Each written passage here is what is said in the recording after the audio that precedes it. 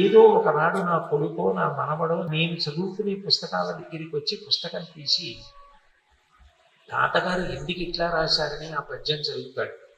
నేను 10 మాటలు ఒక పద్యాన్ని చెప్పగలిగితే నేను ఒక్క 10 నిమిషాలు ఆంగ్ల భాషా పద ప్రయోగం చెయ్యకుండా ధారాళంగా తెలుగులో మాట్లాడగలిగితే తెలుగు భాష ఉచ్చారణ ఎంత అందంగా ఉంటుందో, ఎంత మధురంగా ఉంటుందో, అది ఎంత ఆకట్టుకుంటుందో, తెలుగు భాషలో మాట్లాడుతున్నప్పుడు మనసుకి ఎంత ప్రశాంతత కలుగుతుందో అవతల పిల్లలకి బాగా అర్థమవుతుంది.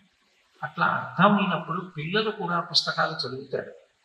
మనందరి యొక్క ప్రధాన కర్తవ్యం ఏది అంటే అటువంటి పుస్తకాలని ప్రతివారు సేకరించాలి.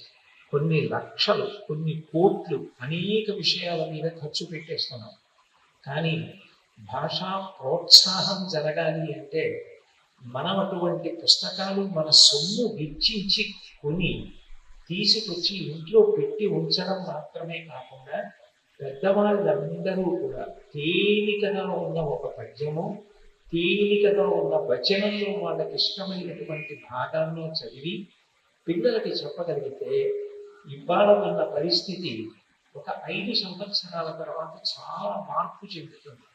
ఎక్కడికక్కడ ఎవరికి వారే వాళ్ళ భాష యొక్క గొప్పతనాన్ని తెలుసుకున్న నాడు తెలుగు భాష నిస్సందేహంగా పూజింపబడుతుంది, గౌరవింపబడుతుంది.